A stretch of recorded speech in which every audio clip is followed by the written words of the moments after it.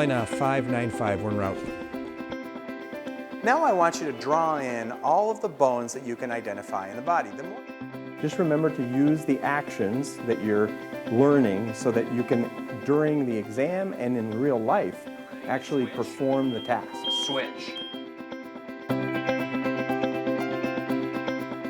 So imagine a checklist in which we have deliberate words, very careful procedures, so that we make sure that the steps that are required for safety never get missed. All men make mistakes, but a good man yields when he knows his course is wrong and repairs the evil. The only crime is pride. Sophocles, Antigone. It gives me great pleasure today to talk about crew resource management.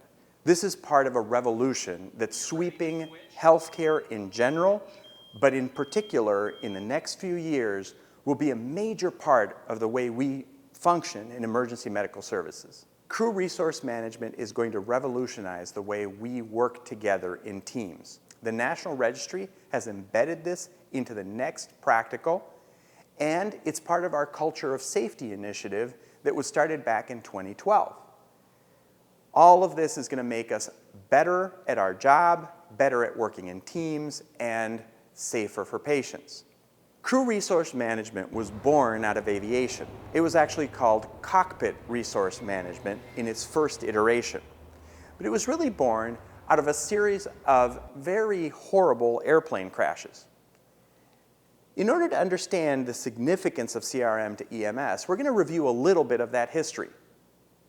I'm going to take you back to Miami-Dade International Airport in 1972. Eastern Airlines had a brand new L-1011, the pride of the fleet. Now, you don't give the brand new Ferrari to the rookie. So the pilot was the most senior pilot Eastern Airlines had, over 30,000 hours of experience flying airplanes. As they approached Miami-Dade International Airport, they noticed that the indicator light for their landing gear being down and locked was off. This was odd, and so they started flying around in circles in autopilot. Unbeknownst to them, the pilot accidentally took that plane off of the autopilot, and no one noticed. No one except the co-pilot, who noticed at about 125 feet off the ground that they were losing altitude. This is a prime example of task saturation. The entire crew was focused on the indicator light. So when the co-pilot said to the pilot, "Hey, I think we're losing altitude, this is not good," the pilot responded with, "We're focused on the indicator light." The airplane crashed. In the rubble, amongst the 97 people who lost their lives that day was one burnt-out light bulb. In fact, there was nothing wrong with the landing gear.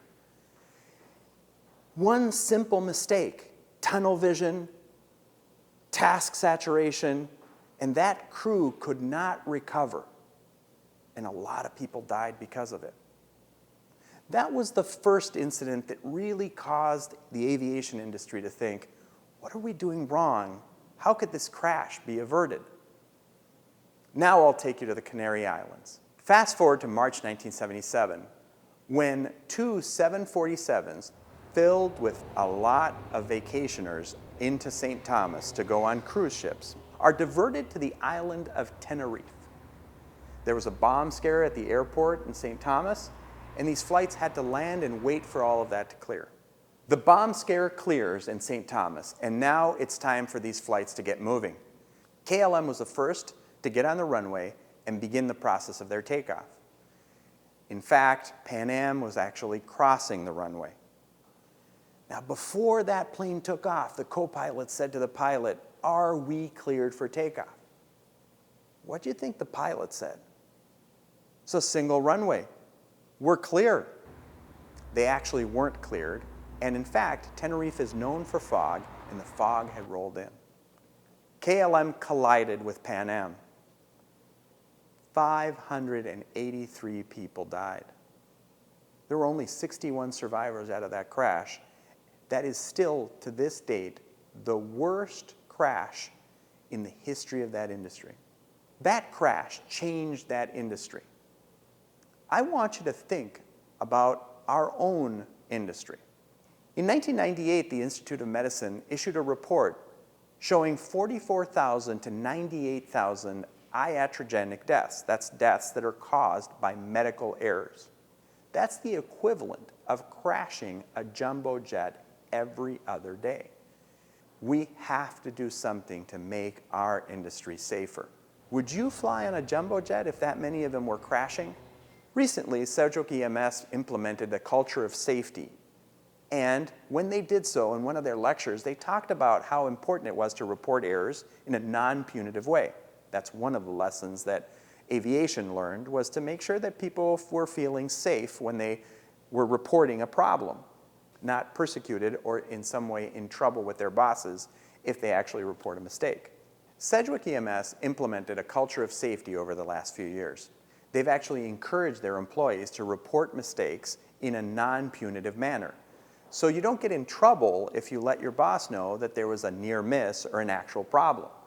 This was one of the things that aviation learned from all of these crashes. We have to be able to report mistakes without fearing for our jobs. Well, after implementing a culture of safety, Sedgwick tried to figure out what their accuracy was on medication administration. And they are 99.7% accurate on medication administration. That's incredible. That's a great success rate when many studies show us at 60s and 50% accuracy in medication administration. Well, ask Sedgwick if they feel good about 99.7, and you'd be surprised about the answer they give you. What is a 0.3% error rate? Well, think about it. There are 87,000 flights in the continental US every day. That's how many planes are flying up in the air. And think about a 0.3% error rate on 87,000 flights. If you do the math, that's 261 airplanes who would crash each day. Do you think that's acceptable? Sedgwick doesn't think so, and they're working very hard to make sure there is no medication errors, so no patient is injured by our own mistakes. Teamwork has actually been shown to be more beneficial than individual performance when it comes to patient outcomes. This has been studied extensively. I want you to think about that a little bit, because all of the tests that we have, particularly in state and national exams, focus on the individual's ability to just recite particular, say for example, assessment techniques. You simply, by memory, read your way down that list and somehow you're competent. And oftentimes we begin to train like we're going to be tested, not train like we're actually going to be performing in the field. So teamwork is essential, but we don't practice it as much, and we don't know how exactly the team is supposed to function.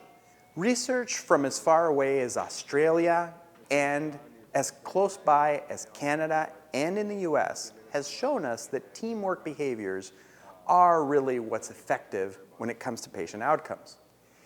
The factors associated with that success are awareness, clear verbalization, closed-loop communication, and leader behaviors, not necessarily seniority ranks.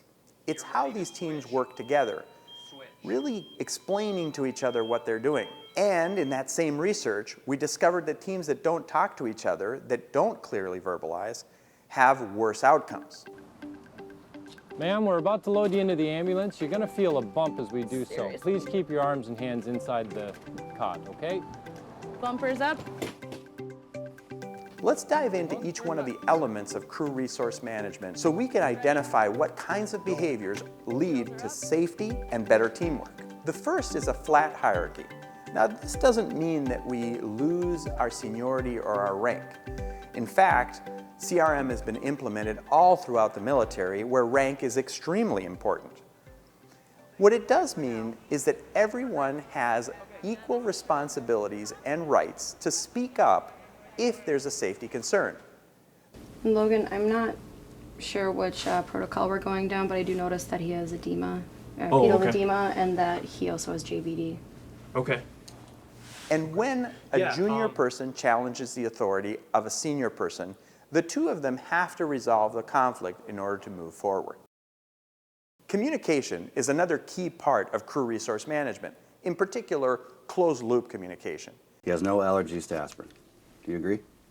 Correct. The concentration and volume? It's 81 milligrams per tablet. I'm giving 4. Correct. That's what I'm looking at. Aspirin, 81 milligrams per tablet, 4 tablets. Give it. So crews have to work together to confirm the right message and their understanding of that message. By doing so, we can reduce the number of errors that are occurring. The leader must explain their actions. A flat hierarchy does not mean that the follower gets to do whatever they want. What it means is the follower really does follow the leader, but challenges their authority when it comes to a safety concern. Another key element in crew resource management is appreciative inquiry. So we talked about communication and a flat hierarchy. Appreciative inquiry is a term used in CRM in order to explain how a follower is empowered to speak up. Logan, I noticed his oxygen saturation has dropped from our initial assessment. Should we reassess his lung sounds? Would you agree? Yeah, that sounds great. Thanks for pointing that out. John, It's important for them to have a structure by which they can talk to their leader and question whether or not a decision is safe. It's a little bit like raising your hand and asking, is this actually the way you want to do something? There are 4 steps to this particular type of advocacy, and if you get used to practicing this in your everyday EMS operations, it will actually change your practice. The first is an attention getter. So you start with chief or captain or sir, or if you're working with a partner, you might say, hey Dave. Number 1 is the attention getter. Number 2, state the problem as you see it. Hey Dave, attention getter. I see that Main Street is closed to traffic due to construction. You've just stated the problem. Step number 3, offer a solution. You cannot just give problems and not offer a solution. Hey Dave, I see there's construction on Main Street. Why don't we take Hanson Boulevard instead? You've just offered a solution. Step 4, and the way that you can actually secretly tell if they're practicing crew resource management is to obtain agreement. Hey Dave, attention getter, I see construction on Main Street. Let's take Hanson Boulevard instead. Problem, solution. Do you agree? And in that agreement is the expectation that teams can work together to resolve that conflict. Should we reassess his lung sounds? Would you agree? yeah, that sounds great. Thanks for pointing that out. John, Not everybody needs to know crew resource management for this to work. I practiced this the other day, tried my Ninja CRM on a crew that has never been trained in CRM. We were taking care of a patient who was involved in a rollover crash. We were in the median of a busy freeway. The fire department is getting ready to do extrication, and we're standing just a few feet from semis who are barreling down the road. Every time the semi kind of passed us here, we would feel the wind from the semi. So I looked over and I thought, this is not the safest situation in the world. One little hiccup and we could get clipped. Captain, attention getter. I think we're too close to this traffic problem. How about we ask the police officers to shut the highway? Solution. Do you agree? Ninja CRM. At work, the captain said, that's a good idea. I'll go get the police. I said, no, that's okay. You're busy. I'll let them know. I'm sure they'll shut it down for us. Thank you. The next CRM element that we'll talk about is the sterile cockpit. CRM encourages a system approach. Instead of focusing on an individual making mistakes, it's about systems that are in place to make sure that we're operating in a safe manner. The sterile cockpit is one of those systems. What it means is that when you're doing a critical procedure, for example, in aviation, most crashes occur on takeoff or landing. So that's a critical moment in a flight. At that critical moment, you don't want people talking about their vacation or the fight they had with their loved one before they got into the pilot's seat. You need people to be focused on the task at hand. That's a sterile cockpit. Everybody's quiet, everybody's focused on the task at hand, and you will only hear words that are deliberate, expected, and have to do with safety. So what would that translate to in EMS? Well, we know that every time we pull the stretcher in or out of an ambulance, we have a risk of dropping a patient. In fact, many injuries and lawsuits are occurring because we bobble or drop a patient and injure them or injure ourselves in an improper lift. So imagine a checklist in which we have deliberate words, very careful procedures, and we have a sterile cockpit every time we load and unload the stretcher. Cot check. Ready. All the straps are buckled. We're strapped. So at the moment that the wheels are down, we say something like, wheels are down. At the moment where the undercarriage is up, it's wheels are up. But more importantly, if the stretcher is in, it's locked. So key words like locked and wheels are down, wheels are up, make sense so that we make sure that the steps that are required for safety never get missed. Let's talk a little bit about Flight 1549. That's the flight where Captain Sullenberger flew a U.S. Airways jet into the Hudson. Cactus 1539 hit birds through lost thrust on both engines returning back towards LaGuardia.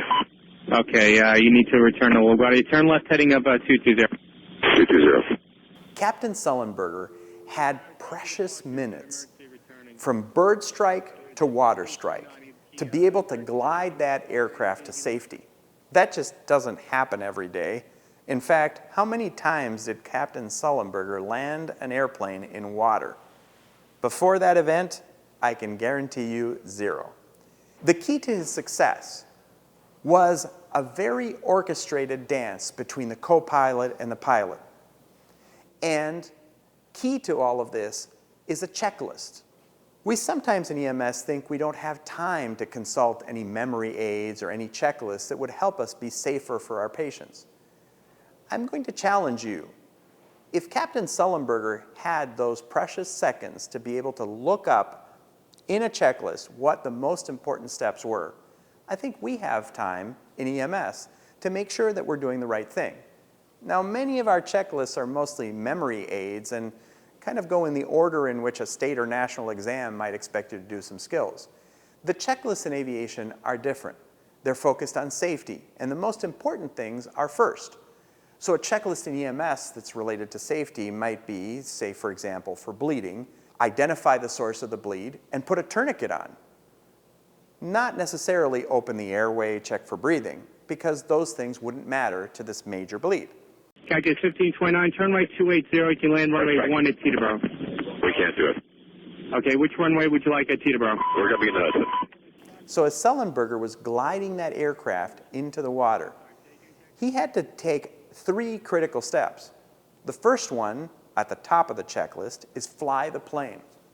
That's right, don't forget to fly the plane. Last but not least, he had to place that aircraft in a particular pitch, a particular angle, so that he didn't come in too steep and explode on impact, or come in too high and then slap down and also explode on impact. In order to get the angle right, would you want Sullenberger to just do that from memory, or would it be better to look that number up to make sure it's the right number? As he's placing that plane in the water, he has to get the angle right. No different than us as EMS providers have to get that dose right. And 1 decimal point could mean the difference between life and death. Now the story ends very well. Sullenberger is a hero. He saved everybody's life. I'll challenge you, the next generation of EMS providers, to embrace the concept that we can look things up, that in fact patients will feel safer if we make the right call after we confirm what we probably already know, but want to make sure we get right every single time. CRM is all about situational awareness, having your head on a swivel. Don't be like me. I walked into a nursing home. We were on our way for just a sick person is what the call was for. And I'm following the firefighters and my student and my partner as we walk by a room where they're doing CPR. Well, I just followed them, and then when we got to the end of the hallway, they turned around and said, "Do you know what room we're going to?" I thought, wait a minute, I was following you. I thought you knew where you were going. I lost my situational awareness. And in fact, the cardiac arrest that we had just passed was where we were going. There are all sorts of things that cause us to lose that situational awareness. Obviously, being tired, not alert, being stressed beyond what we can handle, being focused on a single stimulus, or having someone who's advocating for an idea and the idea seems so strong, you almost believe that it's correct. But in fact, maybe it's not, and we lose our ability to think critically and maintain situational awareness. Sometimes we get very complacent with automatic blood pressure cuffs and other machines that are doing jobs for us, and we miss clinical clues that could lead to an error or that could help us take better care of a patient. Another loss of situational awareness is one that we saw in the Eastern Airlines crash in 1972, and that was task saturation. We simply had too many things going on in that cockpit and not enough people paying attention to the one thing that actually mattered: flying the plane. Well, imagine that in the context of a cardiac arrest, where you have all sorts of people doing all sorts of tasks, and no single person is standing back going, geez, is everybody doing the thing they're supposed to be doing, particularly chest compressions. So I would equate chest compressions in the same way aviation would equate fly the plane. If we don't have compressions going on in CPR, we now know that interruptions and pauses are lethal. So we have to make sure that leaders aren't saturated with too much to do and they can stand back and make sure the right jobs are getting done. One of the major threats to situational awareness is normative behavior, deviant behavior that we create as normal. These norms are sometimes very detrimental to patient care, and I'll take you to one example where when we first introduced shoulder straps on stretchers, people really kind of looked at it and said, we don't need those. We don't use those now. Well, we know now, of course, after much research on crashes, that without the shoulder straps, a patient flies off the stretcher. We have a firefighter who was injured in the back of an ambulance because the backboard slid forward, there was nothing to stop it, and it fractured both of his tib fibs. He was just sitting in the captain's chair taking care of the patient, and it wasn't even an ambulance crash. The driver just had to avoid a crash and just hit the brakes. So we know these shoulder straps can save lives and prevent injury. But you know what people did when they saw these? They're cumbersome. When we put them on patients, they kind of rub around their neck. So you know what people did? This is very dangerous. They tucked them underneath the stretcher pad and never actually put them on. And since nobody put them on, it became normal for people to just tuck them in. Well, that's a really dangerous, deviant behavior that really affects our safety. I'm a firm believer that in order for safety to work, people are going to have to embrace it. It's going to have to be cool. So situational awareness is all about being aware of your surroundings and preventing the error chain from progressing. Stopping that error really involves clearing up any ambiguity of information, confirming what you heard with closed-loop communication. Also, avoid tunnel vision and fixating on one particular aspect of the call. When you have contradicting data or information that conflicts with something that your leader said, maybe you even have a personal conflict with another member or your team leader, you need to resolve that conflict so that the error chain cannot progress. And if in fact you lose situational awareness, stop, react, regain, and reconstruct that situational awareness. Hey Logan, our 12 lead doesn't seem to be working right now. Are all the cables connected? Well, this is plugged in. Oh, I think I see the problem right here. Oh, yeah, right. Your safety and the safety of your patient is at stake. Implementation of crew resource management in emergency medical services is in its infancy. We are barely beginning to understand and implement some of these concepts. It's going to be up to new EMS providers like yourself to embrace these concepts and embed them in everything we do. Seek out new information and new knowledge. There are resources online from the International Association of Fire Chiefs and the Jones and Bartlett Crew Resource Management textbook that can help you better understand and more deeply understand the concepts of crew resource management.